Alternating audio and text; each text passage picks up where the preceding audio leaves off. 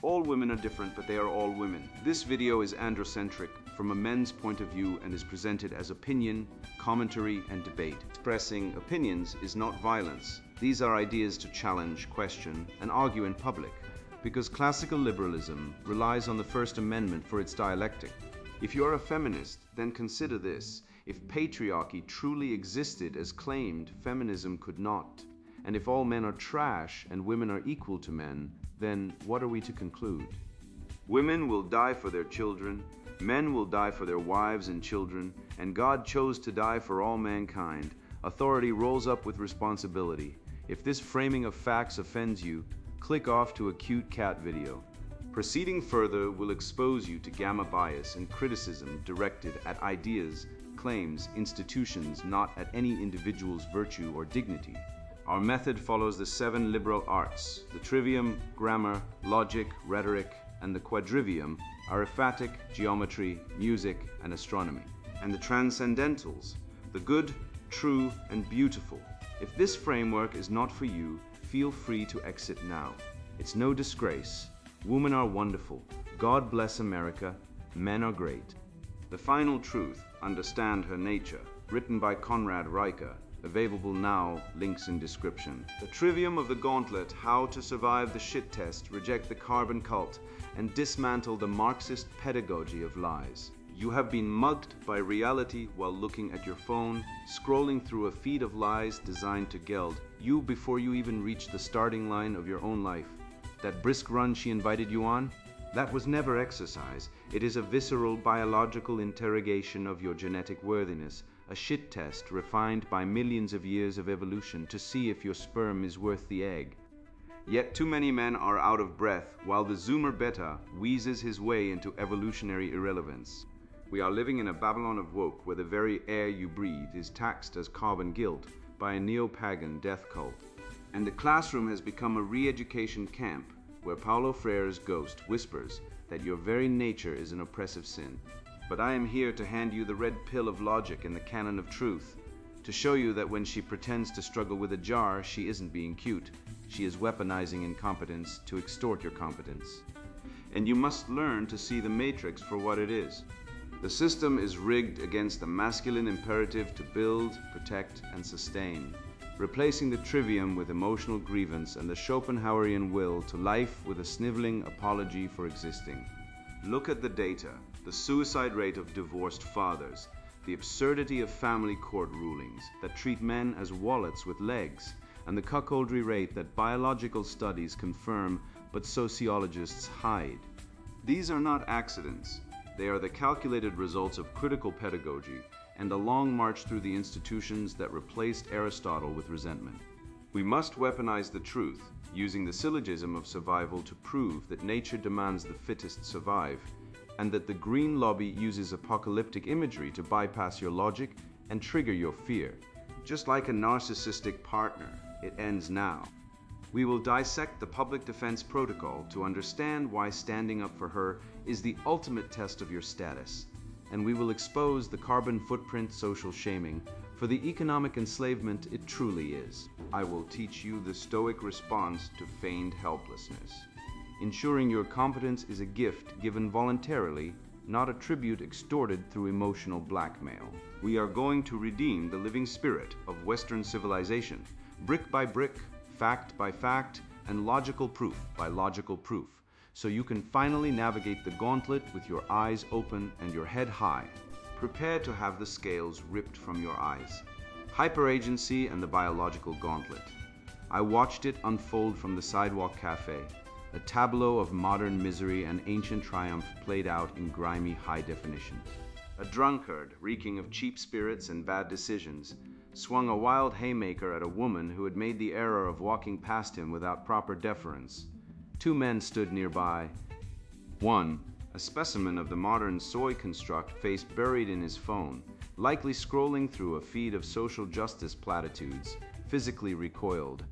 He was the product of a society that tells men their strength is a sin. But the other man, a figure of imposing stillness, radiating the quiet confidence of a man who has lifted iron and stared down the void, did not hesitate. He didn't scream or lecture. He simply intercepted the violence, directing the aggressor into the pavement with the efficiency of a machine executing code. The drunkard fled, and the woman did not run to the trembling phone scroller. She turned her wide, dilated eyes toward the man who had exercised force with precision. In that moment, she didn't care about the theories of the patriarchy or the sociology of aggression. She cared about survival. The street brawl revealed the truth that the leftists have tried to scrub from history. Protection is not toxic aggression, it is divine servitude. We must use the sword of grammar to cut through the tangled ropes of feminist linguistics. They frame masculine strength as a threat to be mitigated, a pathology to be cured by therapy and state intervention. This is a logical fallacy of the highest order, an inversion of the natural order. We must redefine the terms. When a man places his body between the chaos of the world and the life of his kin, that is not the imposition of hierarchy. It is the ultimate act of service. It is divine servitude. The leftist narrative seeks to shame the protector into becoming a passive observer, rendering him impotent to shield the very civilization that allows him to exist. By rejecting their framing and reclaiming the definition of protection as a sacred duty, we strip the cultural Marxists of their power to manipulate the innate male drive to safeguard.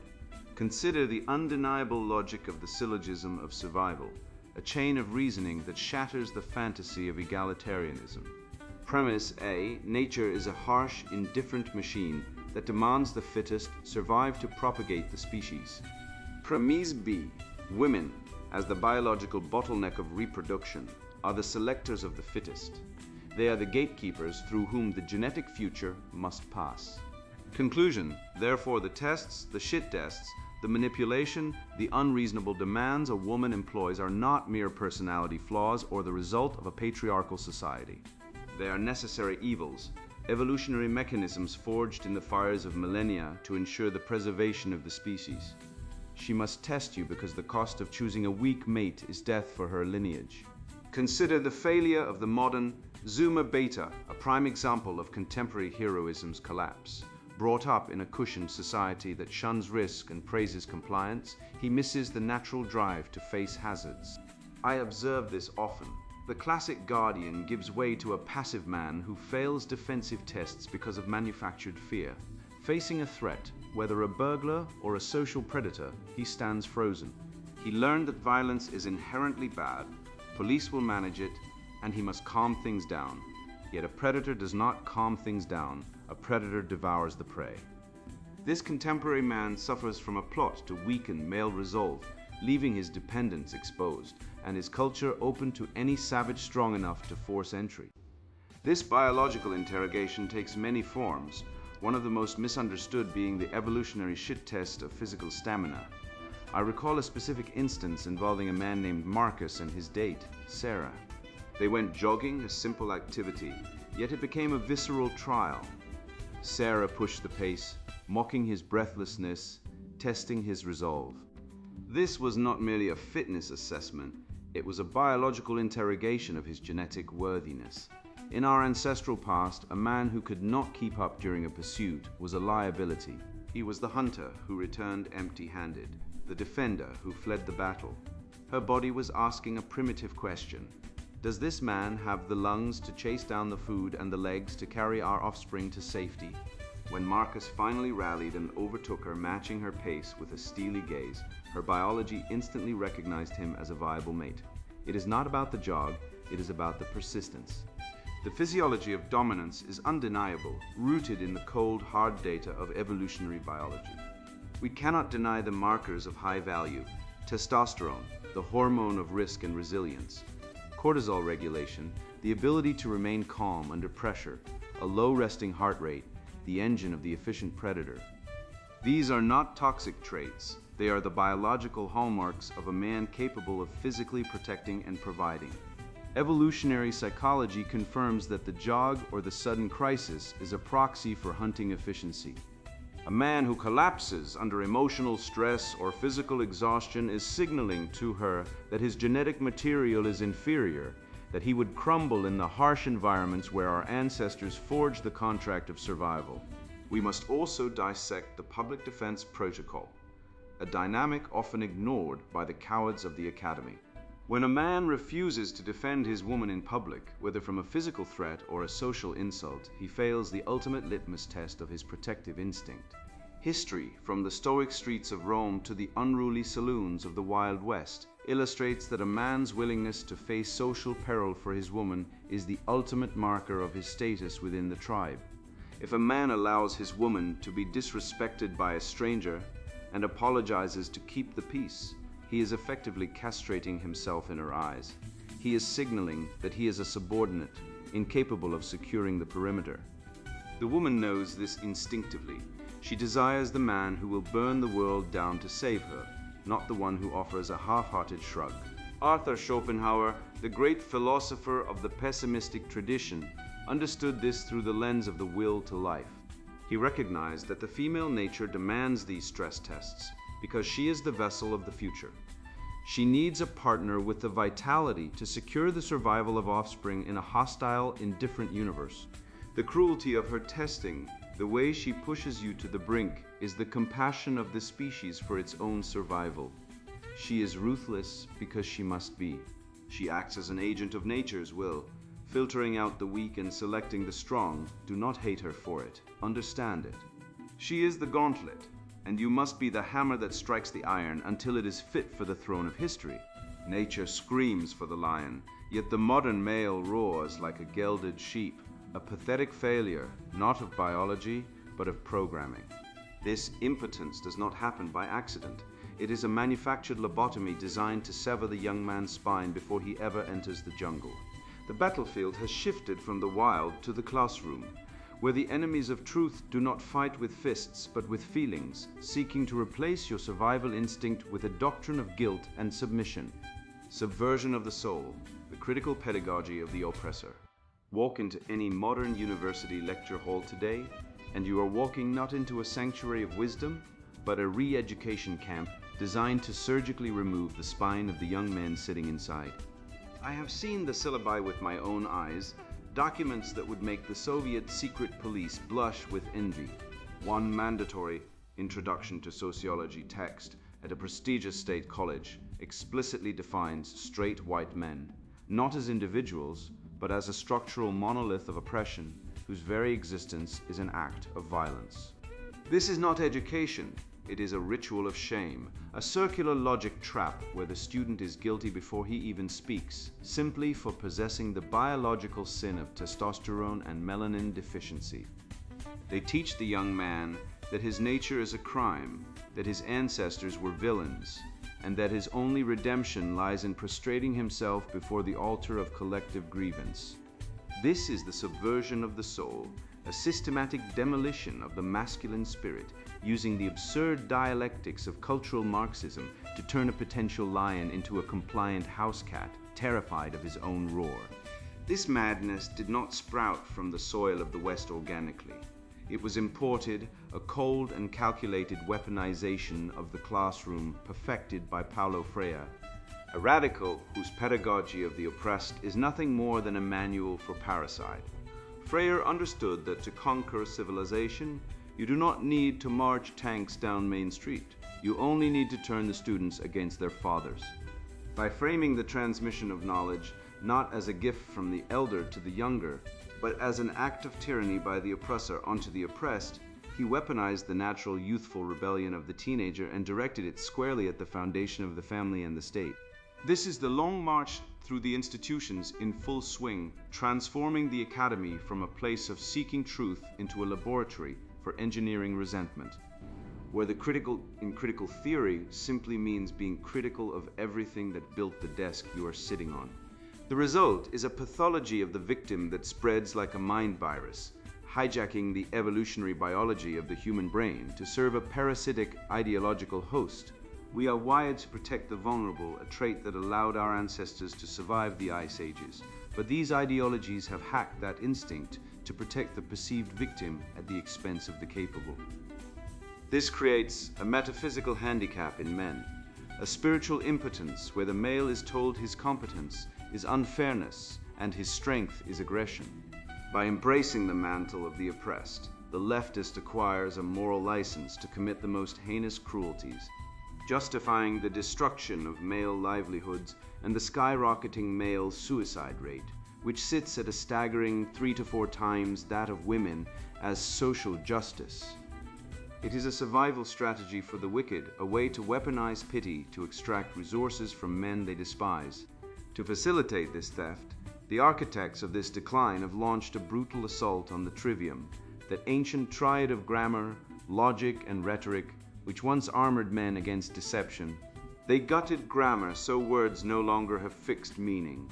Look at how they butcher the definition of woman or racism to fit their immediate power grabs.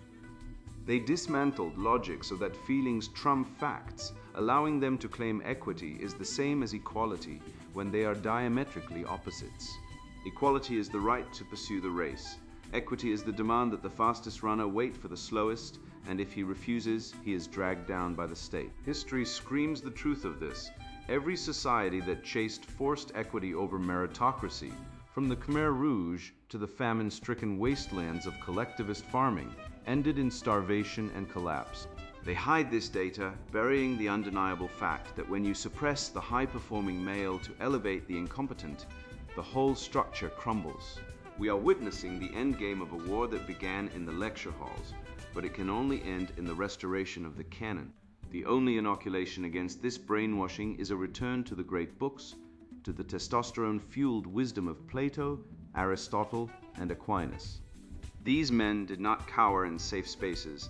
They wrestled with the absolutes of the universe. They defined the good, the true, and the beautiful, concepts that the modern leftist hates because they are immutable and judgmental. To reclaim your soul, you must stop reading the grievance-mongering drivel of the modern day and pick up the heavy books that built the greatest cultures in the known universe. You must relearn the trivium, sharpen your mind until it is a blade that can slice through the thick, suffocating fog of feminist and Marxist lies. The truth is not a comfortable blanket. It is a sword, and it is past time you picked it up. This shrieking fool on the street corner is merely the disposable pawn of a massive economic heist, a mindless servant serving the interests of a globalist priesthood that demands a feudal tithe in exchange for existing.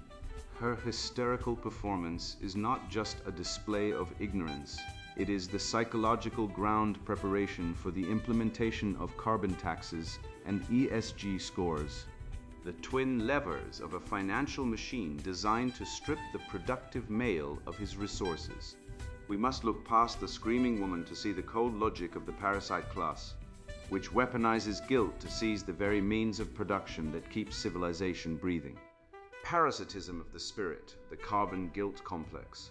I stood on a corner in Austin, Texas, watching a spectacle that perfectly encapsulates the absurdity of our age. A woman draped in synthetic fibers and holding a paper cup filled with imported coffee was screaming at a construction worker in a heavy-duty pickup truck.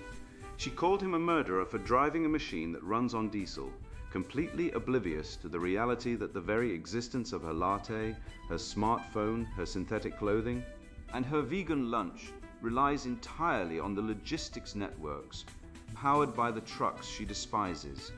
This is the eco-tyrant in her natural habitat, a creature who feeds on the fruits of masculine industrial labor, while simultaneously biting the hand that feeds her, demanding we return to a pre-industrial fantasy that she lacks the grit to survive.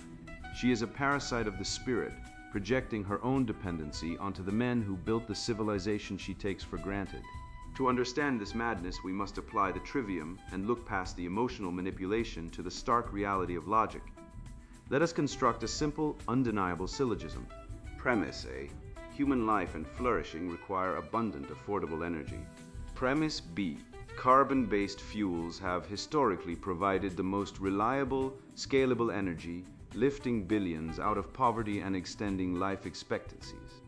Therefore, conclusion C. The war on carbon is not a war on pollution. It is a war on human life and a specific hatred for the poor who rely on cheap energy to survive. This is the axiomatic truth that the leftists hide behind their walls of jargon and tears.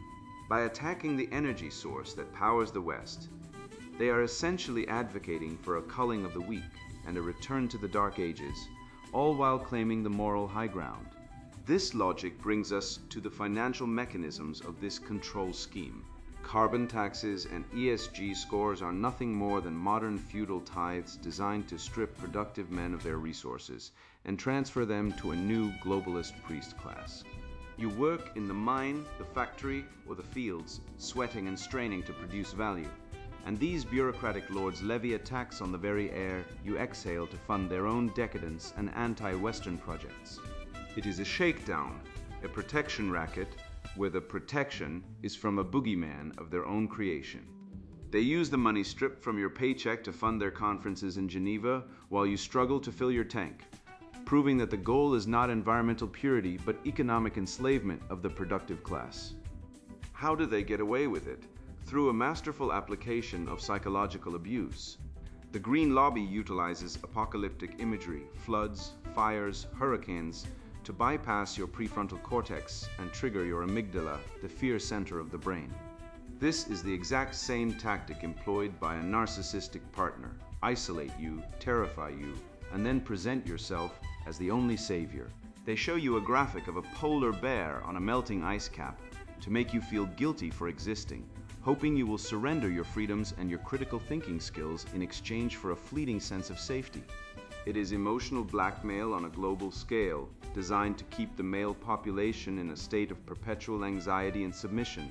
If we look at the data rather than the propaganda, the narrative collapses. The real science shows us that renewable energy, while useful in specific niches, currently lacks the energy density and reliability of fossil fuels.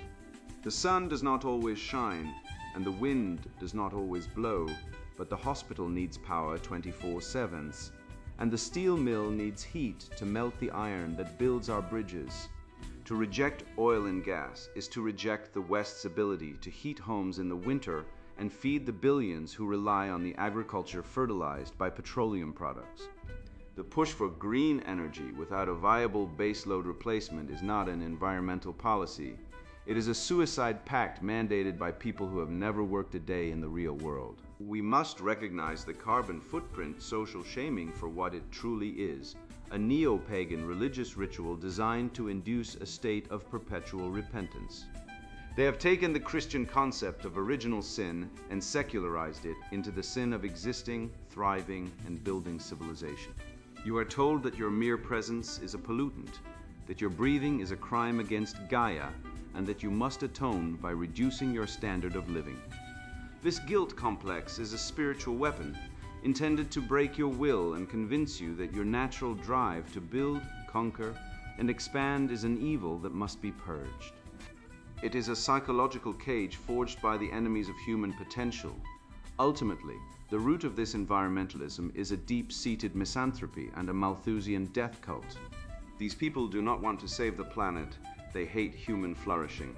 They look at the smog-choked factories of the 19th century and see only the filth, ignoring the fact that those factories produced the sanitation and medicine that allowed their ancestors to survive childhood.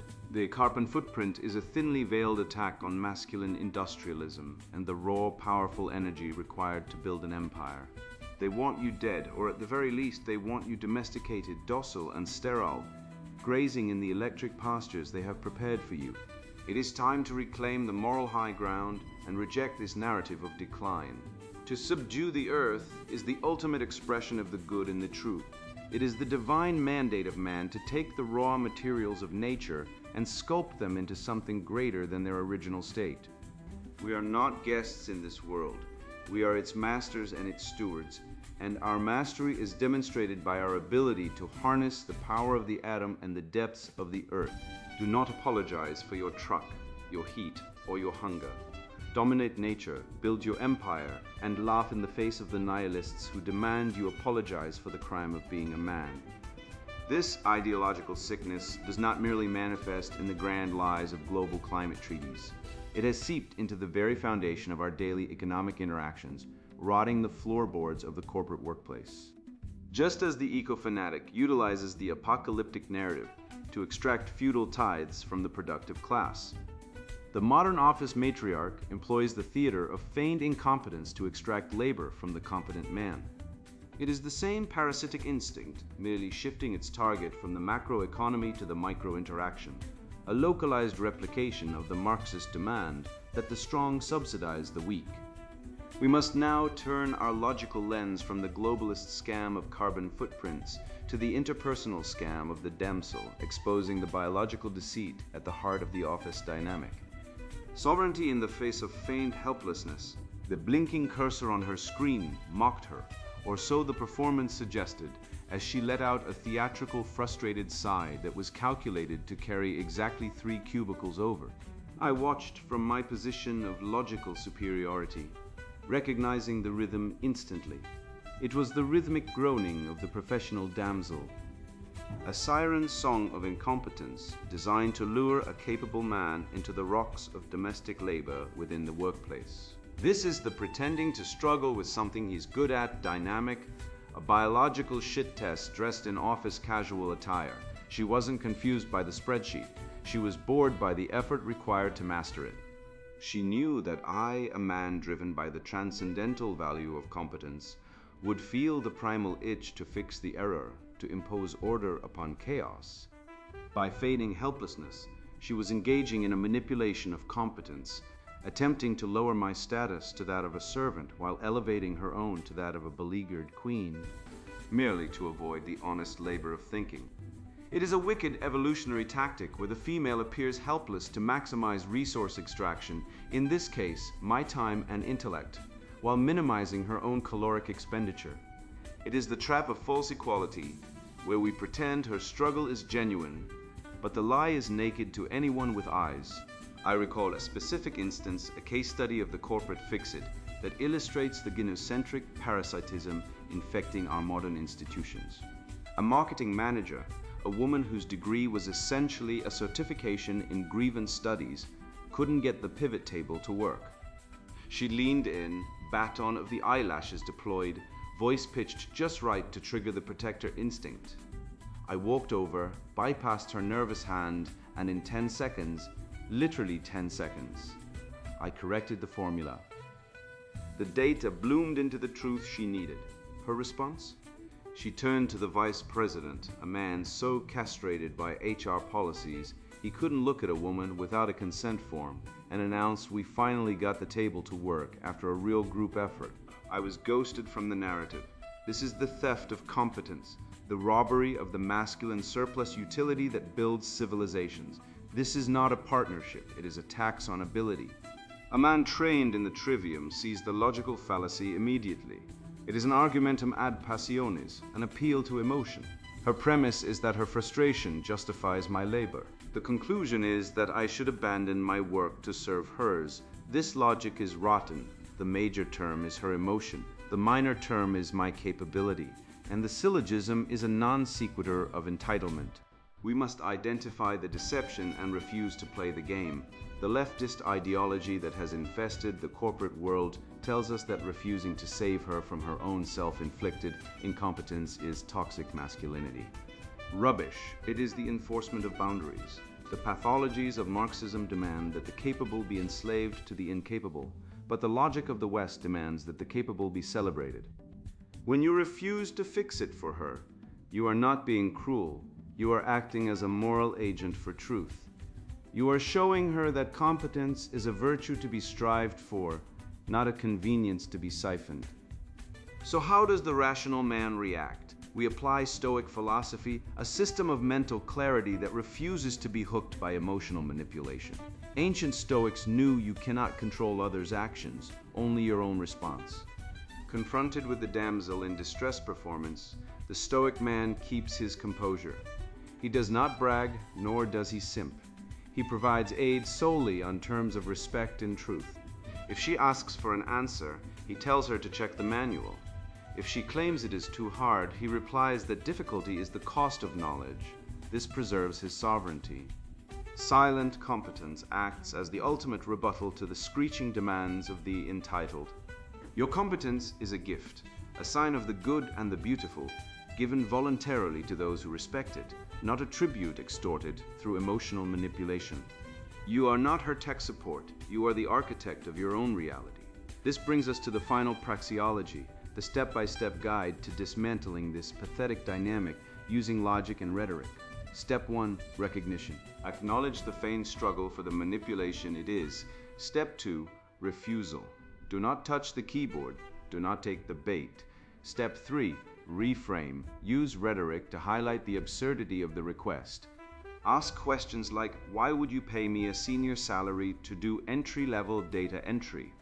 This forces the logical absurdity of her request into the light. Step 4. Demand excellence. Challenge her to rise to the occasion.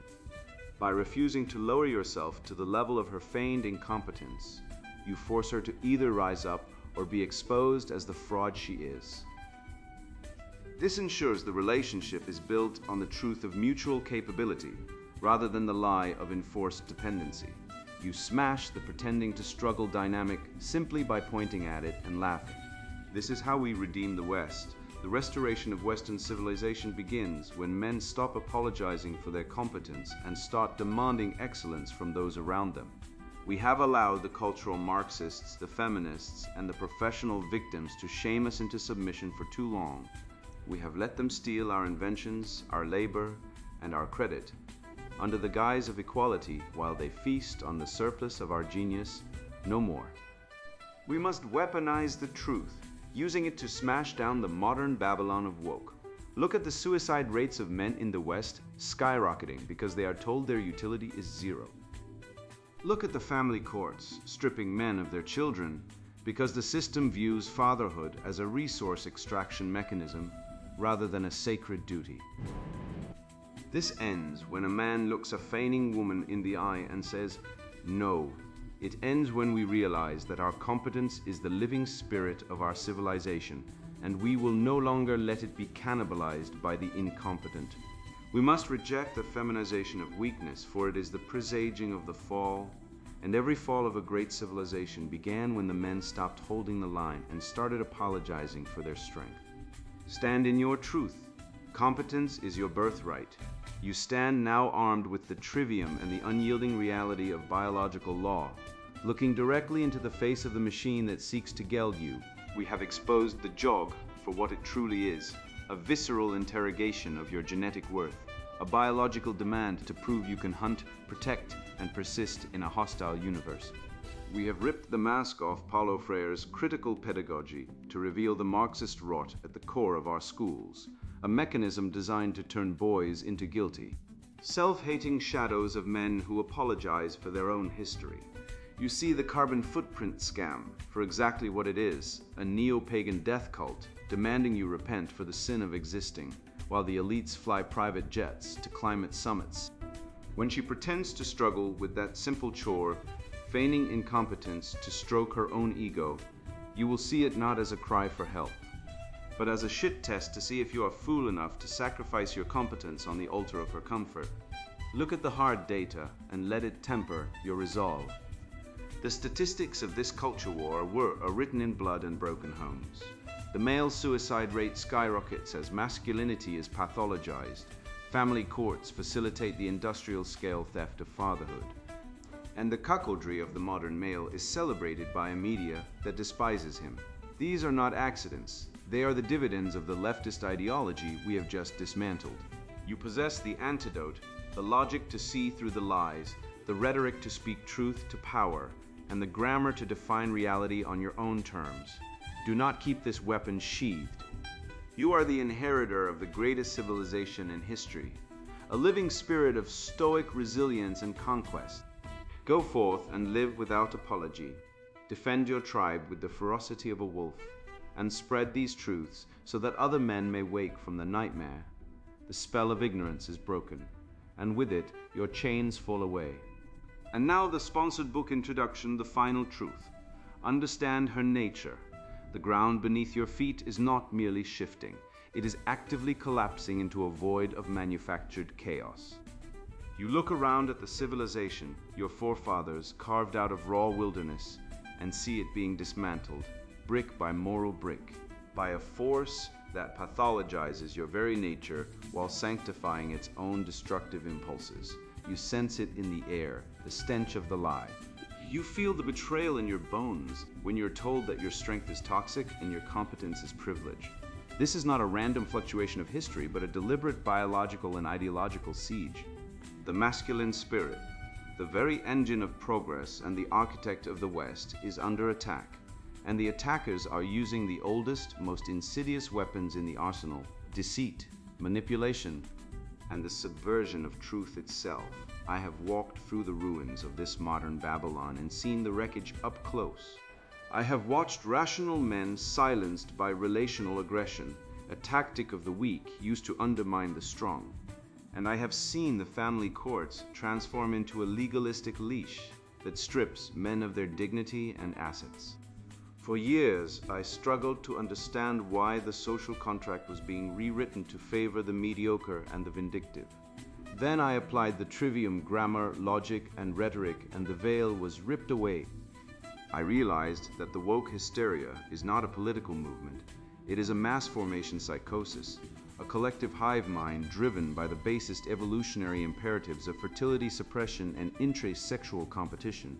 The truth is brutal, and you must hear it. Don't try to understand women. Women understand women, and they hate each other. This internal warfare, fueled by jealousy and a craving for power, has been externalized into a political ideology that seeks to castrate society.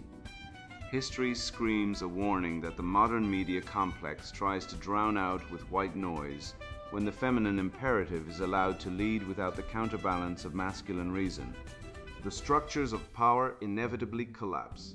We witness the institutional inversion daily as corporate HR departments purge competent men to satisfy quotas of mediocrity, while the Marxist virus infects the academy, turning centers of learning into indoctrination camps for the sterile vessel. This is the gynocentric sabotage. It is a biological drive towards stability that has mutated into a civilization-ending plague because it lacks the transcendental pillars of truth, beauty, and goodness. Marxism, feminism, and the rot of critical theory are merely the academic justifications for this primal urge to destroy what they cannot control. This book is the weapon you need to break the spell. It is a scathing refutation of the matrix of lies that has been woven around your mind. We will dismantle the solipsistic prison and expose the mimetic craving that drives the mob to tear down excellence. You will learn to wield the rhetorical blade to slice through the deceit of cultural narratives and identify the gaslight protocol used to make you doubt your own reality. This is not a manual for passive observation. It is the definitive strategy for the Apollonian restoration. We will reclaim the rational hierarchy based on merit and strength, dragging the West out of the mire of the apotheosis of mediocrity. If you are a man who values logic over emotion, who loves the living spirit of Western civilization enough to fight for it, and who is sick of being treated as a disposable utility for a society that despises you, then this is your manifesto.